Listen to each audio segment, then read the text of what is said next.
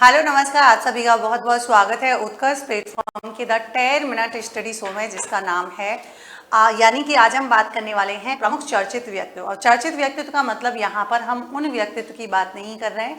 यहाँ पर आज हम बात करने वाले हैं विधानसभा से रिलेटेड जितनी भी कमेटी है उनके अध्यक्ष के बारे में बात करने वाले हैं, क्योंकि कई बार एग्जाम में यहाँ से भी जो है क्वेश्चन पूछा जाता है।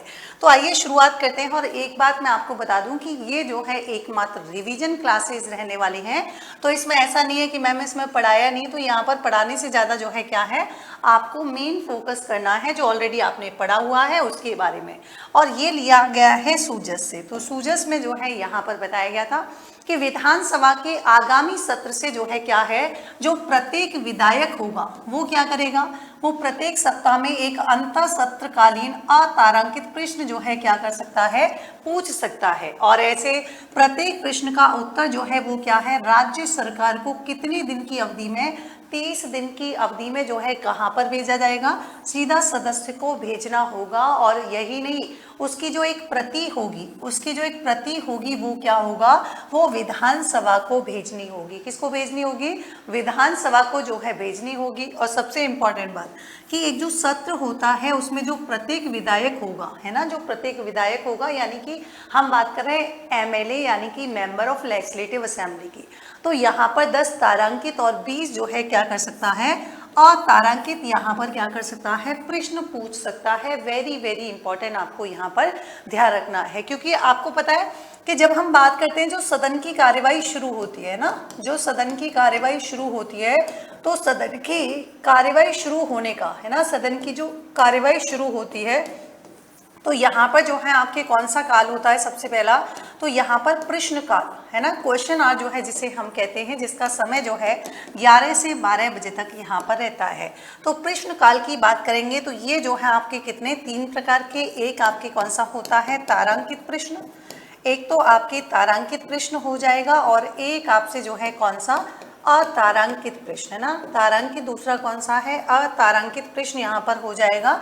और तीसरे की बात करेंगे तो अल्प सूचना प्रश्न, है ना, अल्प सूचना प्रश्न। तो ये कह रहे हैं कि देखिए अब जो एक सत्र होगा उसमें प्रत्येक विधायक जो है 10 तारांकित और 20 जो है क्या कर सकता है, अतारांकित जो है प्रश्न पूछ सकेगा।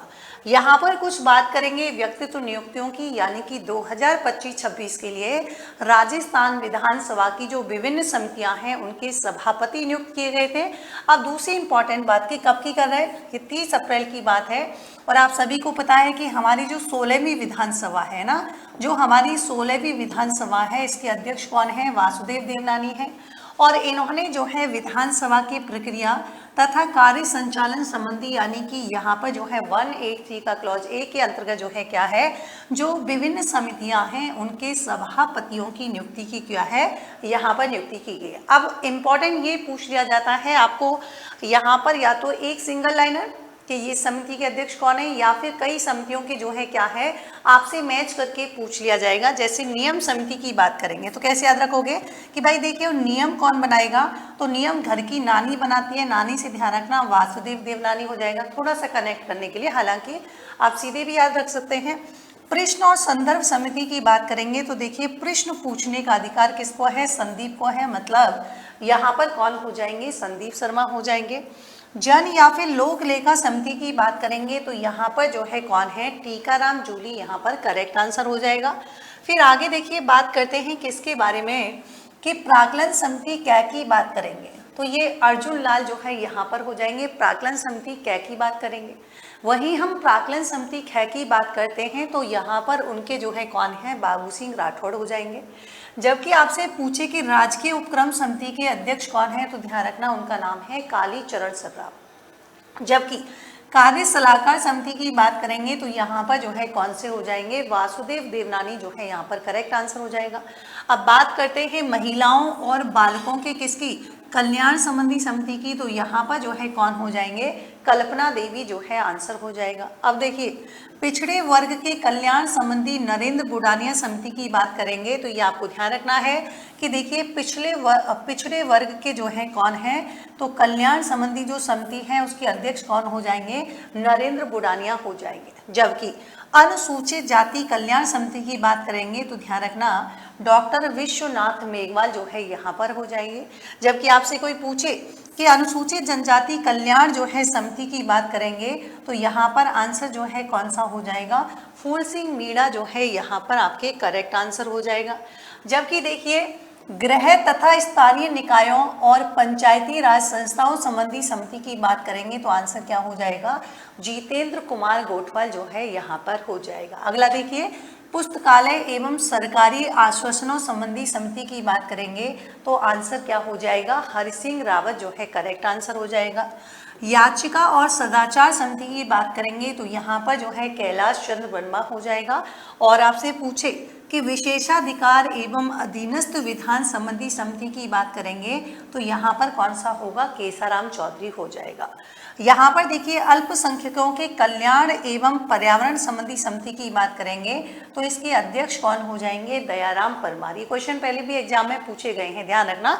इनमें से जैसे अल्पसंख्यक वाली कई बार पूछा गया है ना, ये जो मैंने अभी आपको बताए थे ये महिलाओं वाली प्राक्कलन समिति, ये तो बहुत ही इंपॉर्टेंट है, यहाँ से एग्जाम में क्वेश्चन पूछा जाता है। फिर देखिए सामान्य प्रयोजनों संबंधी समिति जो है उसके भी अध्यक्ष कौन है तो ध्यान रखेंगे उसके अध्यक्ष हो जाएंगे वासुदेव देवरानी। फिर यहाँ पर बात करते हैं रवानी कौर की। अब देखिए ये अलग से कहाँ से आ गए, मैंने अभी कुछ समितियों के बताए थे। अभी 4 साल की, कितने साल की है, 4 साल की जो है क्या है तो ध्यान रखेंगे रवानी कौर ने जो है कथक नृत्य की सभी 55 मुद्राओं के नाम सबसे तेज बताने का जो है क्या है रिकॉर्ड यहाँ पर इन्होंने दर्ज किया है। ये रवानी कौर जो है ये कौन से जिले की रहने वाली हैं तो इनका संबंध जो है कहाँ से है, राजस्थान के भीलवाड़ा जिले से हो जाएगा।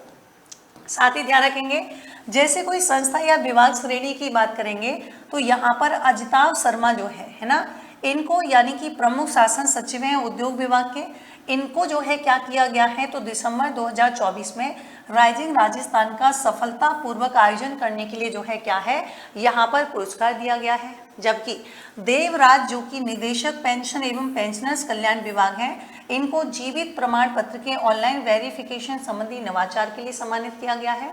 जबकि डॉक्टर विपिन माथुर की बात करेंगे जो कि RNT मेडिकल कॉलेज उदयपुर है, इनको मेरा अस्पताल मेरी जिम्मेदारी इन्होंने जो है एक नवाचार शुरू किया था, इसके लिए इनको मिला है। अभी काफी चर्चा में रहे थे भाजपा विधायक जिनका नाम है कंवरलाल मीणा। आखिर ये चर्चा में रहने का कारण क्या था कि मई 2025 की बात है और हमारे राजस्थान विधानसभा के अध्यक्ष क्या नाम है वासुदेव देवनानी जो है, इन्होंने निर्वाचन क्षेत्र संख्या जो है 193 यानी कि अंता जिला 12 से जो विधायक थे जिनका नाम था कंवरलाल मीणा, इनको क्या कर दिया गया है तो ध्यान रखेंगे राजस्थान विधानसभा की सदस्यता से दोष सिद्धि की दिनांक से इनको जो है क्या है निर्हर्तिक घोषित कर दिया गया है, यानी कि अयोग्य घोषित कर दिया गया है। और ये विधानसभा अध्यक्ष ने ये जो निर्णय जो है वो महाधिवक्ता की विधिक राय के उपरांत, यानी कि भारतीय संविधान का अनुच्छेद कौन सा 191 का क्लॉज ए, इसका ई जो है सह पठित लोक प्रतिनिधित्व अधिनियम 1951 की धारा 8(3) के अंतर्गत लिया गया है। वेरी वेरी इंपॉर्टेंट, ध्यान रखना कि भाई हाल ही में चर्चा में रही धारा 8 का संबंध किससे है, ये भी आपसे पूछ लिया जा सकता है। और आपको मैं बता दूं कि विधानसभा क्षेत्र के रिक्त होने की सूचना जो है वो राजस्थान विधानसभा के द्वारा जो है क्या है यहाँ पर जारी की जाती है। Very very important. फिर यहाँ पर देखेंगे कि जो विधायक हैं जिनका नाम है कंवरलाल मीणा, इन्होंने किसी चुनावी विवाद में तत्कालीन जो SDM हैं जिनका नाम है राम निवास मेहता, और इन पर इन्होंने पिस्तौल तान दी थी जिसमें मीणा जी जो है क्या है दोषी पाए गए थे, जिसकी वजह से ये होने को जो है हमको देखने को मिला है। वर्तमान में राजस्थान विधानसभा में दलवार स्थिति देखें तो भाजपा के 118 विधायक हैं, कांग्रेस के 66 हैं, बाप पार्टी के 4 हैं, बसपा पार्टी से 2 विधायक हैं, RLD से 1 है और निर्दलीय की बात करेंगे 8 विधायक हैं। पहली बात तो अगर मैं आपसे पूछूं कि बताइए कि देखिए कि आर्टिकल 168 की बात करते हैं तो 168 में बताया गया है कि देखिए प्रत्येक राज्य में क्या होगा, विधानमंडल होगा। क्या बताया गया है, ये 168 बताता है कि प्रत्येक राज्य में क्या होगा, तो प्रत्येक राज्य में एक विधानमंडल होगा जिसका गठन किससे मिलकर होगा। तो देखिए यहाँ पर जो है एक तो राज्यपाल होता है और एक आपके जो है कौन सी होती है विधानसभा, और एक यहाँ पर कौन सा हो जाएगा विधान परिषद, यानी कि इन 3 लोगों से मिलकर बना होता है क्या विधानमंडल। यहाँ पर राज्यपाल के बारे में मैं आपको बता दूं कि ये जो राज्यपाल होता है पहली बात तो आर्टिकल 153 की बात करेंगे, इसमें इसका उल्लेख मिलता है। लेकिन एक और खास बात कि ये जो है सदन के किसी भी, है ना, ध्यान रखेंगे, ये जो है क्या नहीं होता सदन के, है ना, आपसे कोई पूछे कि ये जो है विधानमंडल के किसी भी सदन का क्या नहीं होता है, तो सदस्य नहीं होता, है ना, ये सदन का क्या नहीं होता, सदस्य नहीं होता, फिर भी नहीं होता, फिर भी जो है क्या होता है, एक अभिन्न अंग होता है, मतलब एक महत्वपूर्ण अंग होता है। और इसका रीजन क्या है, इसका रीजन यह है कि जब भी कोई क्या होता है, तो ध्यान रखेंगे, जब भी कोई यहाँ पर जब भी कोई बिल होता है, क्या होता है, जब भी कोई बिल होता है, तो ध्यान रखेंगे उस बिल पर साइन, है ना, मतलब जब भी कोई बिल होता है तो विधानसभा या विधान परिषद से पारित होने के बाद जो बिल होता है, जो विधेयक होता है, उस पर जब उस विधेयक पर क्या हो जाते हैं, राज्यपाल के द्वारा हस्ताक्षर हो जाते हैं, तो वही बिल जो है कन्वर्ट हो जाता है किसमें, अधिनियम, या हम कह सकते हैं कानून के रूप में जो है परिवर्तित हो जाता है। Very very important.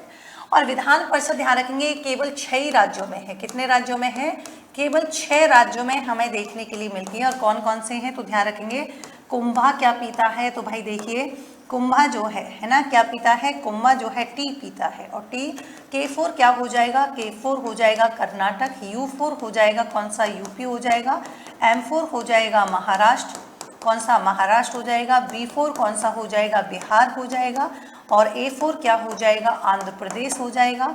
और ध्यान रखना टी का मतलब क्या है, टी का मतलब हो जाएगा तेलंगाना।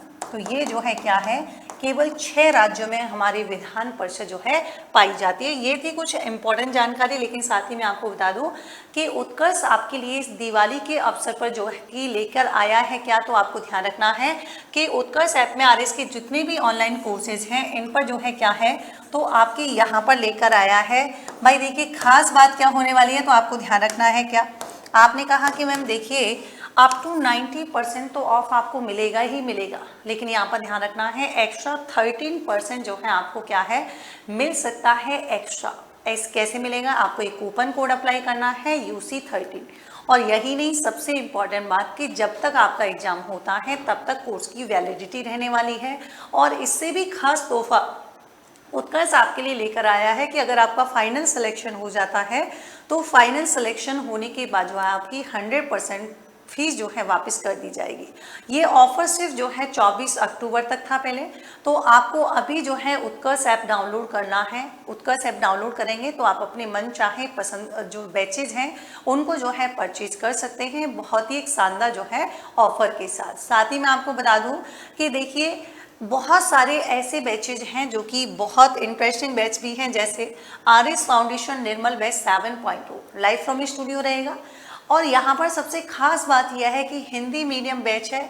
हमारे निर्मल बैच 6.0 की भारी सफलता के बाद जो है स्टूडेंट्स की भारी डिमांड पर निर्मल बैच 7.0 जो है लाया गया है। आपको किसी भी प्रकार की जानकारी चाहिए, आप स्क्रीन पर दिए गए कॉन्टैक्ट नंबर पे कॉल कर सकते हैं।